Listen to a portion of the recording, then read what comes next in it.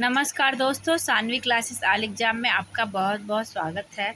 मैं विभा। आज हम क्लास 7 का इतिहास पाठ 14 जो कि अंतिम चैप्टर है का अध्ययन करेंगे।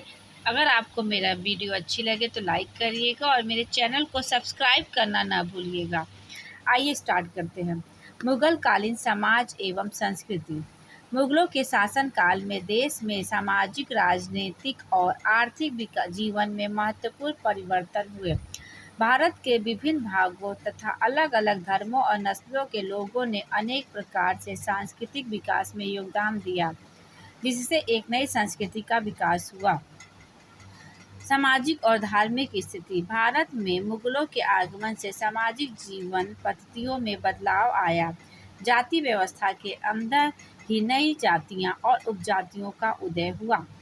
मुगल काल में साम्राज्य और उसका परिवार सर्वोपरि था। इसके उपरांत दूसरे वर्ग में उलेमा, पवित्र धार्मिक व्यक्ति, सैयद, शेख आदि थे। द्वितीय वर्ग में ही मुस्लिम अमीर, अधीनस्थ राजाओं के शासक, जमींदार और आदि थे। मध्यम वर्ग में अध्यापक, हकीम, ज्योतिष, कवि, व्यवसायी, कोतवाल, चौकीदार, काजी, चौधरी आदि थे। तत्पश्चात भूमिहीन, कृषक, श्रमिक, दरिद्र, निसहाय, दास आदि की श्रेणी थी। हिंदू समाज जातियों और उपजातियों में विभाजित था। समाज में ब्राह्मणों का प्रमुख स्थान था। मुगल शासन में इस वर्ग के लोगों को अनुदान, उपहार और राजाश्रय प्राप्त था। तत्पश्चात क्षत्रियों का वर्ग था। उनको प्रशासन और सेना में महत्वपूर्ण पदों पर योग्यता के अनुसार स्थान मिला। तृतीय वर्ग में वैश्य थे। व्यापारिक समुदाय में उनकी महत्वपूर्ण स्थिति थी। समाज में निम्न स्तर के लोग चौथे वर्ग में थे। इसमें पेशेवर समूह भी सम्मिलित थे। मुगलों के आगमन से पर्दा प्रथा अधिक व्यापक हुई। स्त्रियां पुनर्विवाह या पिता की संपत्ति में हिस्से का दावा नहीं कर सकती थी। मुगल काल में जहां शासक वर्ग शान शौकत के साथ जीवन व्यतीत करते थे, वहीं दूसरी ओर किसान, दस्तकार और श्रमिक अत्यंत गरीबी में अपना जीवन यापन करते थे। मुगल काल की संपन्नता का आधार किसानों एवं श्रमिकों की मेहनत थी और उन्हीं के घर दरिद्रता बसती थी। सांस्कृतिक समन्वय। मुगल शासन के अधीन भारत में स्थापत्य, चित्रकारी, साहित्य और संगीत का विकास हुआ। इस दृष्टि से मुगल काल को गुप्त काल के बाद उत्तर भारत का द्वितीय स्वर्ण काल कहा जा सकता है। मुगल अपने साथ तुर्क, ईरानी संस्कृति लाए थे, जिनका भारतीय परंपराओं के साथ मिश्रण हुआ। स्थापत्य। ये देखिए आगरा का किला। मुगलों ने भव्य किलों, आकर्षक राजमहलों, दरवाजों, इमारतों, मस्जिदों, बावलियों आदि का निर्माण करवाया। मुगल शहंशाहों ने कई किले बनवाए, जिसमें मुगल एवं भारतीय शैलियों का मिश्रण दिखाई देता है। इन किलों में अधिकतर लाल बलुआ पत्थर का प्रयोग हुआ है।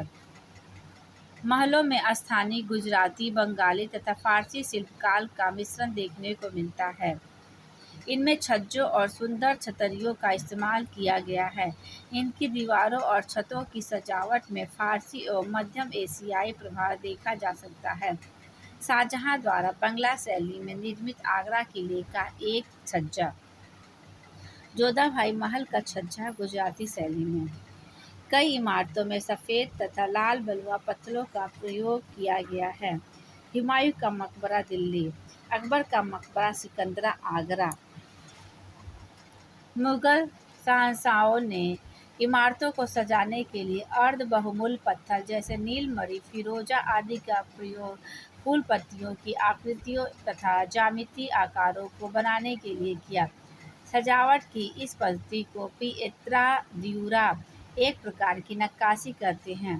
पिएत्रा द्यूरा ताजमहल, पिएत्रा द्यूरा एतमाउद्दौला का मकबरा।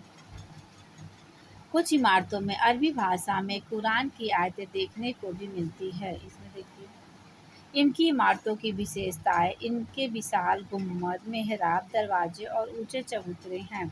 आगरा स्थित फतेहपुर सीकरी में मुगल सम्राट अकबर द्वारा हवा के लिए बनाए गए पंचमहल की सपाट छत को सहारा देने के लिए विभिन्न स्तंभों का, जो विभिन्न प्रकार के मंजिलों का निर्माण में प्रयोग किए जाते थे, इस्तेमाल किया गया है। शालीमार बगीचा लाहौर में मुगलों ने जल स्रोतों से युक्त कई सुसज्जित बगीचे भी लगवाए। जगह जगह सुंदर फव्वारे भी थे। कुछ मुगल बगीचों जैसे कश्मीर में निषाद बाग, पंजाब का पिंजौर बाग और लाहौर का शालीमार बाग प्रसिद्ध है। बहते पानी का उपयोग करना मुगल काल की विशेषता थी। चित्रकारी चित्रकारी के क्षेत्र में मुगलों ने विशिष्ट योगदान दिया। उन्होंने भारतीय जीवन से जुड़े प्रसंग और प्राकृतिक दृश्यों का चित्रकारी में समावेश किया, जैसे दरबार, शिकार तथा युद्ध के दृश्यों का। उन्होंने फारसी कथाओं को चित्रित करने के अलावा महाभारत के फारसी अनुवाद, ऐतिहासिक रचना अकबरनामा तथा दूसरी पुस्तकों को चित्रों से सजाया। उन्होंने भारतीय रंगों जैसे मयूरी, नीले रंग तथा लाल रंग का अधिक प्रयोग किया। मुगलों ने अपनी चित्रकारी में ईरानी शैली के सपाटपन के स्थान पर भारतीय कूच की गोलाई का प्रयोग किया, जिससे त्रि-आयामी चित्र बनने लगे। तैमूर घराने के राजकुमार शीर्षक से बनाया गया चित्र हुमायूं के काल की अनुपम देन है। यह चित्र 1.15 वर्ग मीटर कपड़े पर बनाया गया है। ऐसा माना जाता है कि यह मंगोल परंपरा की देन है, जिसमें तंबुओं पर ये चित्र बनाया करते थे। अकबर के अधीन पुर्तगाली दरबारियों ने दरबार में यूरोपीय चित्रकारी का समावेश किया। उनके चित्रों में दूर दिखने वाली आकृतियों को छोटा दर्शाने के सिद्धांत को अपनाया गया। इससे आकृतियां अपने सही परिप्रेक्ष्य में सामने आती थीं। जहांगीर के काल में चित्रकारी विकास की बुलंदियों तक पहुंची। जहांगीर के शासनकाल में मनुष्य की एकल आकृतियों और पशुओं की आकृतियों के चित्रण में विशेष प्रगति हुई। मंसूर द्वारा बनाया गया ज़ेब्रा का चित्र राजस्थानी शैली की चित्रकारी में पश्चिम भारतीय या जैन शैली के पूर्ववर्ती परंपराओं का मिश्रण चित्रकारी की मुगल शैलियों के साथ किया गया। इसमें पुराने विषयों का भी समावेश किया गया। इस प्रकार इस शैली की चित्रकारी में शिकार के दृश्यों के अलावा राधा कृष्ण की प्रेम लीला, 12 मासा अर्थात वर्ष के विभिन्न मौसम, रागों के चित्रण को भी स्थान दिया गया। पहाड़ी शैली में भी इन परंपराओं को जारी रखा। संगीत सांस्कृतिक जीवन का एक और क्षेत्र था, जिसमें हिंदुओं और मुसलमानों ने एक दूसरे से सहयोग किया। प्रसिद्ध गायक तानसेन अकबर के नवरत्नों में से एक थे। ध्रुपद गायन शैली में पारंगत तानसेन ने रुद्रवीणा नामक वाद्य यंत्र का आविष्कार किया। तानसेन को अनेक रागों की रचना का श्रेय दिया जाता है, जैसे मियाँ की मल्हार, मियाँ की तोड़ी, मियाँ की सारंग आदि। आईने अकबरी में 36 संगीतकारों के नाम हैं। औरंगजेब दरबार द्वारा आयोजित संगीत को पसंद नहीं करता था, परंतु वह कुशल वीणा वादक था। भारतीय शास्त्रीय संगीत पर फारसी में सबसे अधिक पुस्तकों की रचना औरंगजेब के शासनकाल में हुई। साहित्य का विकास मुगल शासक साहित्य प्रेमी था। उन्होंने विद्वानों और साहित्यकारों को राजकीय संरक्षण दिया। इस काल में भी फारसी ही राजभाषा थी। बाबर ने अपनी आत्मकथा तुजुक-ए बाबरी तुर्की में लिखी। इस काल में गुलबदन बेगम, अबुल फजल बदायूनी, मुहम्मद कामगार, अब्दुल हमीद लाहौरी आदि ने फारसी में रचना की। अकबर ने अथर्ववेद, महाभारत, हरिवंश, पुराण और रामायण का फारसी में अनुवाद कराया। शाहजहां का पुत्र दारा शिकोह फारसी और संस्कृत का विद्वान था। उसके सहयोग से उपनिषद और भगवद गीता का फारसी में अनुवाद किया गया। अकबर के समय में हिंदी कविता का सर्वाधिक विकास हुआ। मलिक मोहम्मद जयसी, अब्दुल रहीम खान काना, नंद दास उसके काल के प्रमुख कवि थे। महाभारत का अनुवाद बदायूं द्वारा रजनामा नाम से किया गया। इस काल में स्थानीय कवि भी उभरे, जैसे तुलसीदास, सूरदास, मीराभाई। यातायात मुगल काल में यातायात के लिए 2 साधन प्रयुक्त होते थे। माल और सामान सड़क मार्ग से आता जाता था। इन मार्गों पर दोनों तरफ छायादार वृक्षों की कतारें होती थीं। यात्रियों की सुविधा के लिए स्थान स्थान पर सराय या विश्राम गृह होते थे।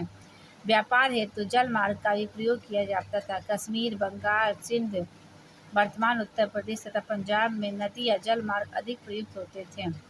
व्यापारी 17वीं शताब्दी के बाद में भारत में व्यापार मार्ग के कई कारण थे। इनमें सबसे महत्वपूर्ण शासन के अंतर्गत देश की राजनीतिक एकता तथा बड़े क्षेत्र में शांति एवं व्यवस्था की स्थापना थी। मुगलों ने सड़क और सरायों के निर्माण की ओर भी ध्यान दिया। इससे यातायात में बहुत सुविधा हो गई। साम्राज्य में किसी भी वस्तु के आयात के लिए सामान कर निर्धारित किए गए।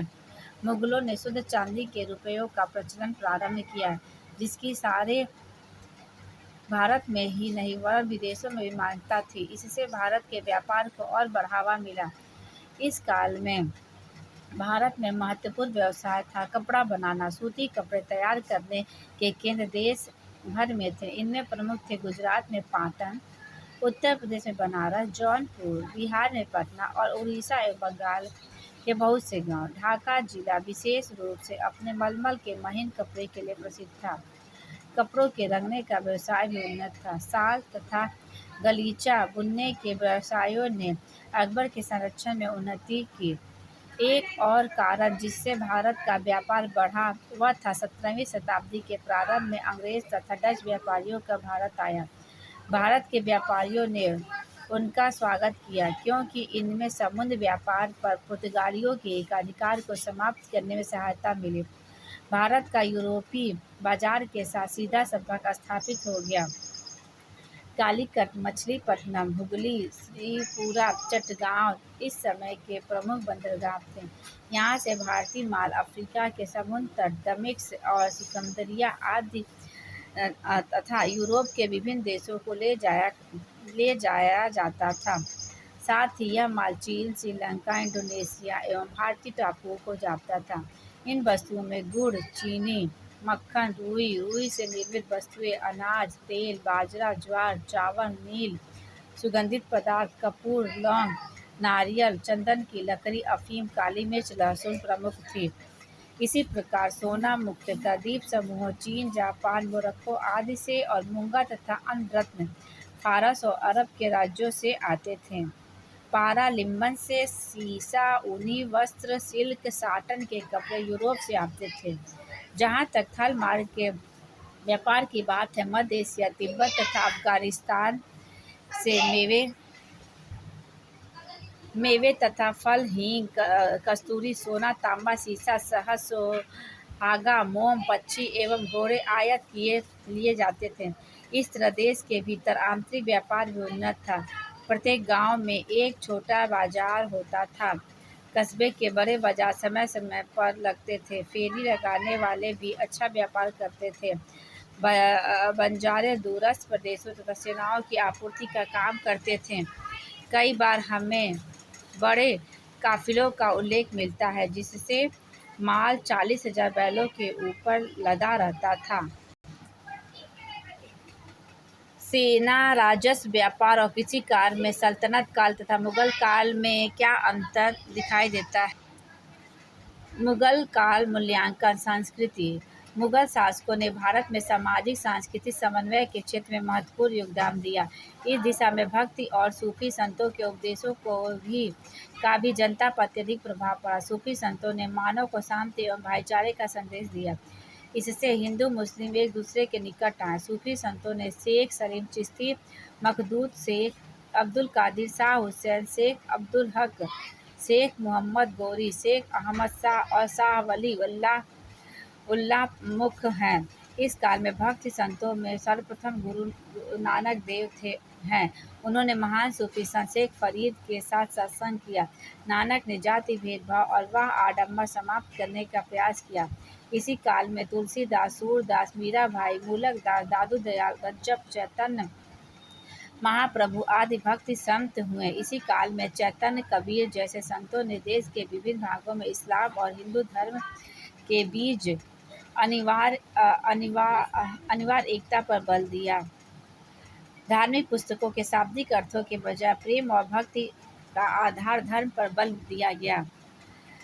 मुगल बादशाह अपने धर्मावलंबियों को एक समान देखते थे। हुमायूं सूफी संतों से धार्मिक विचार विमर्श करते थे। अकबर ने प्रशासन में योग्यता अनुसार सभी वर्गों को प्रतिनिधित्व दिया। अकबर ने अपनी प्रजा को धार्मिक स्वतंत्रता प्रदान की। अधिकांश मुगल बादशाहों ने हिंदू मंदिरों और मठों को अनुदान दिया।